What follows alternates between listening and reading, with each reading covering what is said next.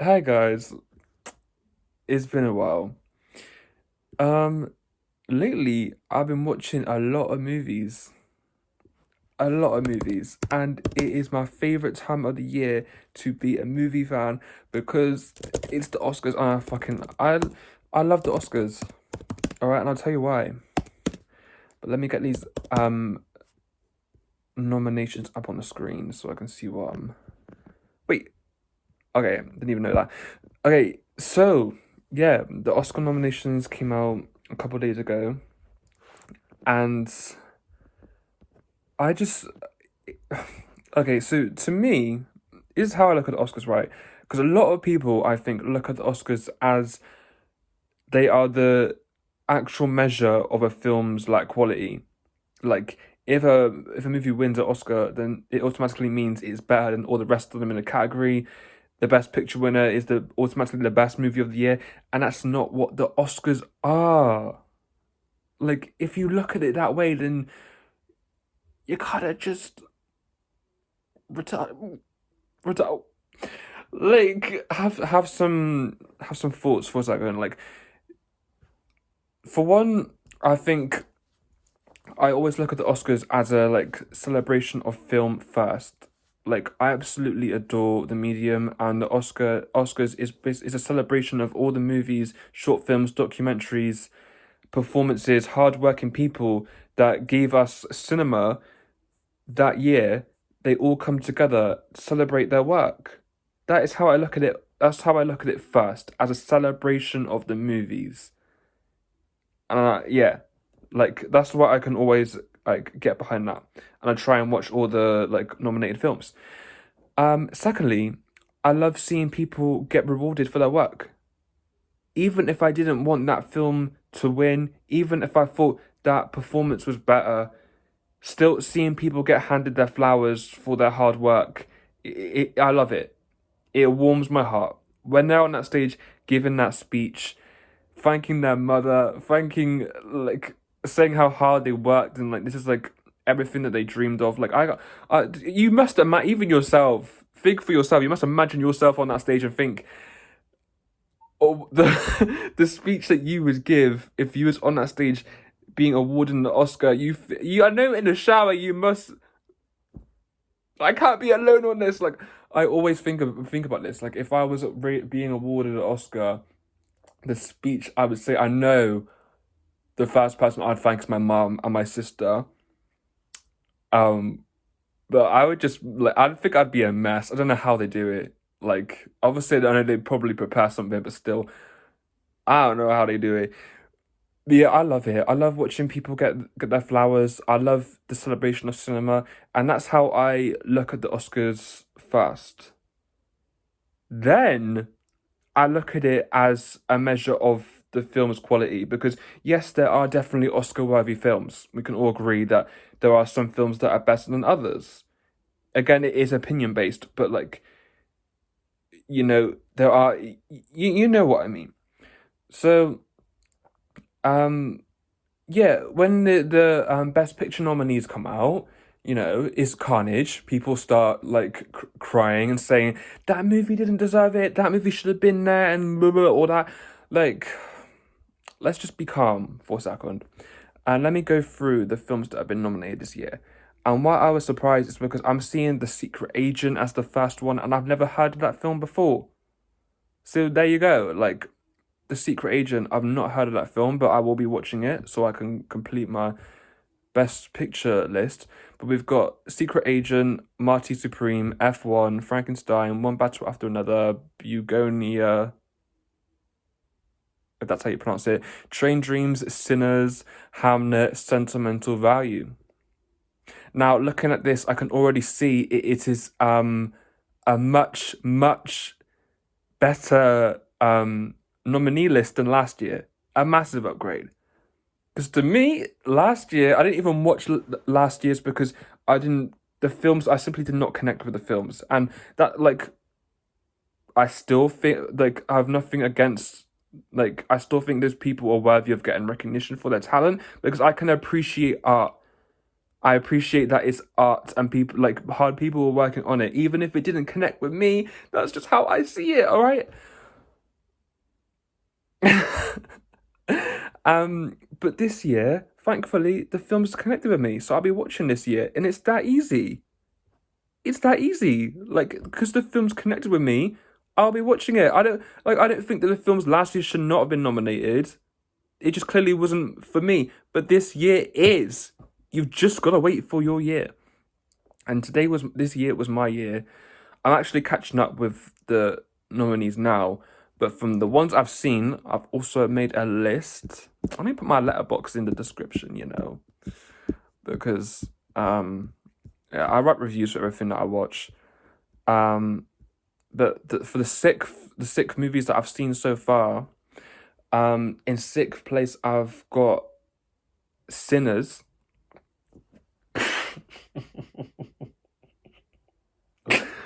Bruh. Okay, that's complete bullshit. In first place, I have Sinners. I read that completely wrong. My first movie, I've just spoiled it for you guys. I was really trying to do a big review at the end of the movie that I've put as number one. But there you have it. Sinners is my number one most deserving film for Best Picture next this year. It was the best. It was the best film all round. Like the music was insane, the story was insane, the depth was insane, the performances, the cinematography, the filmmaking, Ryan Coogler, Michael B. Jordan, like it was all of it was 10 out of 10 across the board. Like it's also like a completely original film, never been done before.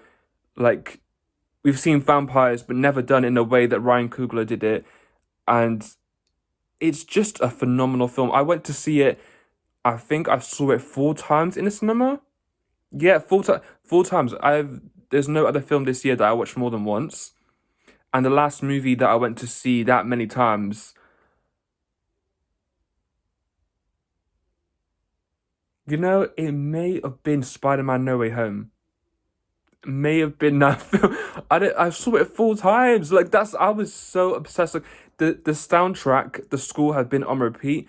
Um, Ludwig Göransson, if that's how you pronounce his name, the music composer. Thank God I am not presenting awards because having to say people's names, I would butcher the shit out of these names. Like I think I don't even know what country he is from.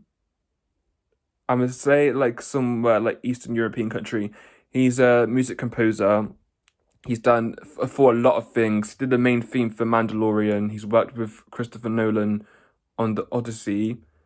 Um, let's look through his discography for a second because I need to actually like put some respect on this man's name because my God, he's up there with Hans Zimmer for sure.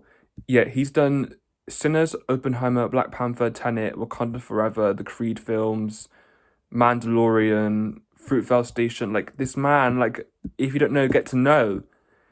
His work is incredible, and Sinners, the shit that he cooks on Sinners is literally out of this world. My favorite score from that film is, I think it's called "Why Are You Here." It's like a two-name title. I need to fact check this, right? Why Are You Here? Sinners.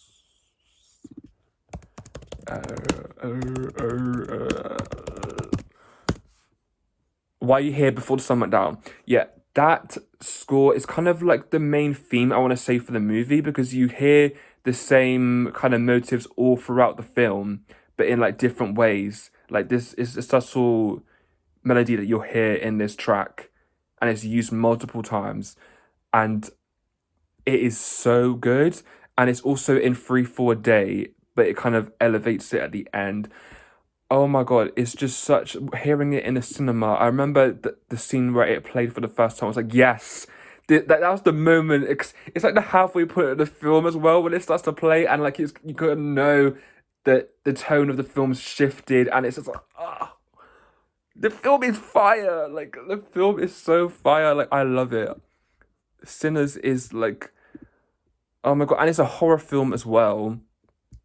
It's a black-led film.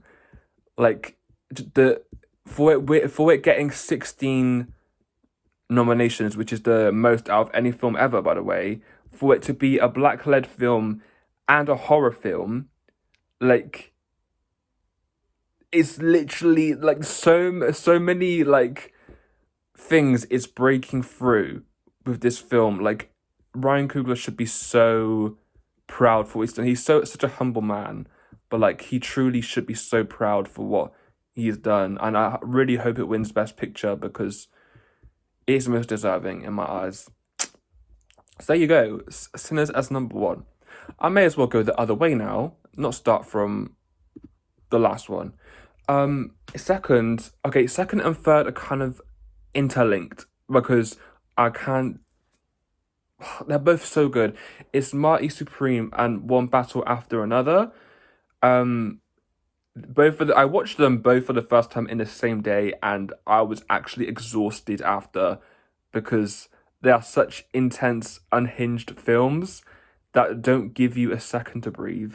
Like, wow, well, I don't know why I did that in the same day, but yeah, I don't even know. I think I preferred Marty Supreme a bit more because of I connected a bit more to Marty as a character. Which is a wild thing to say because I know he's an absolute cunt and a narcissist, but you can also admire his drive without admiring him. All right, the man wanted to reach his goals, and like if you're in your 20s and you're like trying to aim for something big, and you know you're destined for something more than your dead end retail job, this film means something to you. Like it's telling you to chase your dreams. Yes, you shouldn't burn everyone and everything in your way to get there, but it's also saying that you shouldn't let your youthful spark in you die. You should go out there and chase your dreams. Like that, I think that is something that has to be said about that film. But it also isn't like advocating for Marty.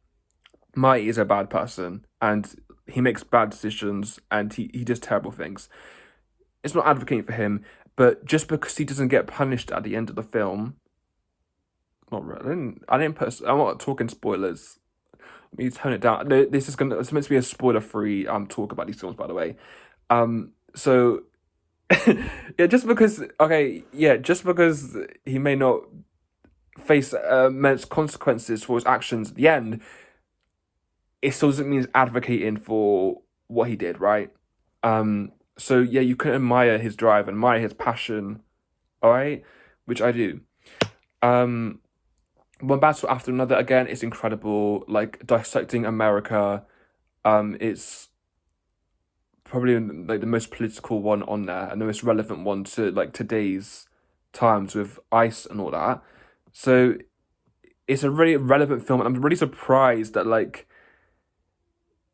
it just because of like what's currently going on in America, the fact that this film came out last year, like.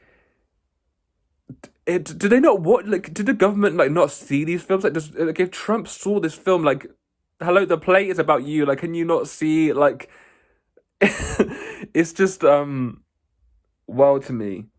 But freedom of speech and like they shouldn't like sensitize what people are allowed to make. I think that film was incredible, and what's his name? Leonardo DiCaprio. What's his name? He was amazing in that film. I was saying to my mum, like, even though he's been nominated for this Oscar, like he's already got enough, but like he's just such a good actor. He deserves it. So I still think it should go to Timothy, but that Oscar was definitely deserved. He is incredible in that film. Yeah, the top three are just straight masterpieces, those three films. The fact we got them all in the same year is cool as fuck. It was a good year for film. The fourth one I've got Frankenstein. It was a really great film. Jacob Elordi was fantastic. I hope he gets the Oscar for supporting role because he made that film for sure. Like, we all know him from Euphoria. If you don't, then um, and this film is like it's he in his performance in this film is completely generational. Like it is career defining to me. Like, I really didn't know. Like my first thoughts was I did not know he had it in him. I mean, obviously he's never done a role like this before, but like it just proves like the range. This man, like he has it in him. He has hunger in him, and he wants to do like weird roles like this. I think he should do more roles like this, not doing like a high school jock. Respectfully. No, but then again, he was good in Euphoria because I fucking hated him in Euphoria, and that's the point. He's a cunt. But like, I want to see him in more roles like this. Use him for shit like this. 5 and 6, Sentimental Value and F1. Sentimental Value is the Norwegian film, which I thought was good. It just didn't land for me. I felt like I was waiting for the emotional punch at the end of the film, but it didn't really come. Like, there is a really good moment between his sisters, a conversation that they both have at the end, where she says something along the lines of like, we didn't have the same childhood because I had you, to her sister, and like that just hit me so deep. Like that is literally something that I've wanted to say to my sister, but I didn't know how. Like she just, wow. Like she's basically saying that like, she said something like, I had you to like take care of me and brush my hair and like protect me and stuff. Like that's what the older sibling does, and like so their childhoods were different because she had an older sibling to protect her. Even though they grew up in the same household, they still experienced life differently because she had her watching over her. And like that's how I feel about my sister. Like, yeah, we grew up together, but like our experiences were so different because she didn't have someone to look out for her like I did. Like I was the younger brother who was getting bullied, so she was always looking out for me. She was always doing my hair. I didn't know how to do her hair, but she could do my hair. She could protect me. So yeah, like basically older siblings fucking rule, okay? Like put some respect on our older siblings. But it was such a beautiful scene and I almost cried. Um and I liked what the movie was like trying to say. Is about like making art out of your trauma, but to a point, because like if you do, like there's still conversations you need to be had. Like you can't purely just heal your shit by like making art out of it. There are some things that you need to express to your loved ones, right? And it was just a really gentle and thoughtful film. Like it definitely deserves to be up there, but it wasn't my favorite of the year. F1 is in 6th place, and it's the film that people were throwing hands about for getting an Oscar nomination, a Best Picture nomination, because they don't think it's worthy. And like, okay, one, be calm, because I know that when this movie dropped, everybody loved it. Yeah, when it dropped, everyone was a massive fan, saying it was like blockbuster of the summer, and now it's winning Oscars. Not winning, but being nominated for Oscars. The switch up comes. The switch up always comes. This is what I can't understand. Yeah, I don't think it's the best movie in this category, but I'm happy for it to be here. Like, it's nice to have a bit of. Imagine if they were all the same like genre of film in the best pictures. Like, it's nice to we've got a sci-fi film, we've got a comedy, we've got an action blockbuster, we've got a horror, like we've got a drama. Like, it's nice to like show some diversity in the films. Like, I love that. And to me, I actually think F1 was the best blockbuster last year. It was better than Avatar. It was better than most comic book movies. Superman. Now that was good, but I still think I'd choose to watch F1 again over Superman, even though Superman was good. Alright, it was very good. I even made a video about that one, so I did like that. But yeah, F1, like even on a technical level, it deserves the nomination purely for technical achievements, because those like racing scenes, you feel like you're in the fucking cockpit. Like they are so well shot. I don't know how he does it. The director, Joseph Kosinski, that's like the third name I've botched today. He also did Top Gun Maverick, and Again, both of those films have the similar vibe. Like they're both the vibe I would say both of those movies have is sexy. Like they have this sexy vibe. Like not just because the men are like gorgeous. Like yes, it has Dams and Idris, but like I don't know. Like it's just something about like men and their like machinery, like their cars, their planes. I don't know. I don't know. I don't know. Oh my God. Help. Um yeah, like I don't know. I loved it. Okay, I loved it. And I love hearing men talk about planes and cars and trains and stuff. So, it's a great film. Deserves to be there for me. I'd choose it over most of the best picture nominations last year. So there you go. Um but yeah, like I'm very excited for the Oscars this year. Like maybe I'll make a video about it like when it actually the wins. But I would like to talk more about some of these films, specifically Sinners. I should have done a review of that film when I saw it. Too busy watching it so many times, but that movie is absolutely incredible. So please, if you haven't seen that film, go watch it. Um, but yeah, like it's a really good like some really good films that have been nominated this year, and I'm just so excited for this year's year of film. 2026 is going to be like biblical. Like the films we are getting this year, like oh my God, the Odyssey. People are not ready for the Odyssey. Like there's three movies that I actually can like we are gonna be so ahead of their time, right? I think the Odyssey is going to be so ahead of its time because it's Christopher Nolan doing a fucking Greek epic adventure movie, like based on one of the most like inspiring poems of all time. Like this movie is going to literally blow our minds. The first movie shot entirely on IMAX. Like, oh my God, I saw the trailer for it in a cinema before Avatar, and it was the only thing I was thinking about. Despite I was watching Avatar, I could only think about the Odyssey trailer because it was it was that fucking good. So you have that. You have Dune Messiah and Avengers Doomsday on the same day, and I don't wanna hear no people talking about they're tired of Marvel, they're tired of Avengers. Like it should have ended at Endgame. No, no, Doomsday. I have not felt this excited for a comic book movie since Spider-Man No Way Home. Like, I'm not even. They can't even nostalgia bait me because I don't give a shit about the X-Men. I don't give a shit about them. No, like I do, but not. I don't. I don't have that nostalgia like thing for the Fox X-Men. I didn't grow up watching them. Most of them are old. Respectfully, I would like to see a younger X-Men cast, but respectfully, a lot of these men are old. We're getting like 80-year-old men back in superhero suits to like suit up for one more time. Like, yeah, I think what this film is gonna do is a culmination of like Marvel cinema since like the 2000s, like starting from Tobey Maguire's era. So it makes sense to have these people in them for one last big epic send-off.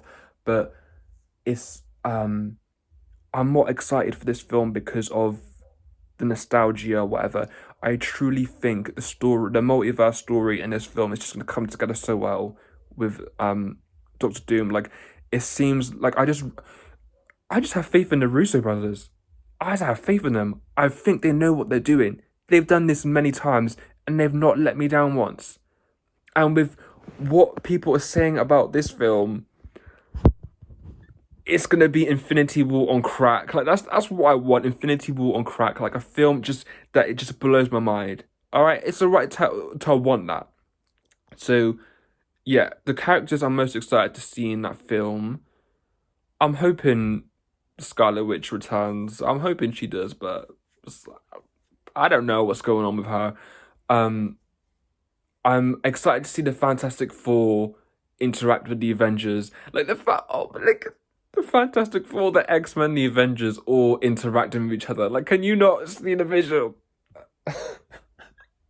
This film is gonna be generational. Like, I'm actually gonna be creaming my pants. Like, I'm such a nerd. But like, I like seeing like seeing all these teams, seeing all these superheroes that we never thought would share a screen together, share a screen. Like, that's what Infinity War was about, right?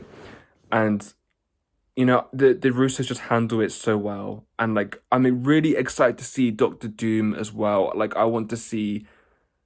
I just think if they play their cards right, he could be the most terrifying villain we have ever seen in Marvel. That's what I'm hoping. Like, it truly do. Like, don't you think Doomsday also has so much aura as a name? Like, oh yeah, I'm excited for this film. Excited is an understatement. I'm hyped for this film. Like, you cannot kill my excitement for this film. And seeing that and Dune Messiah on the same day, like, come on, come on. It's too. This year's too good to be true. Like, yeah. Yeah, I need to talk more about films. I need to get on here and talk more about films, but I just really want to talk about the Oscars for a little bit because I've been seeing some annoying conversations, and like, the Oscars are a celebration of film first. You don't need to measure a film's quality because of what it's been nominated for, what it's been awarded for, personally, right? Anyways, that was kind of a yap. I don't know. I just spoke so fast I can't even remember what I talked about. But yeah. Tell me your favorite film from last year, your most excited film for this year. I want to talk more about films. That's it. But yeah, peace.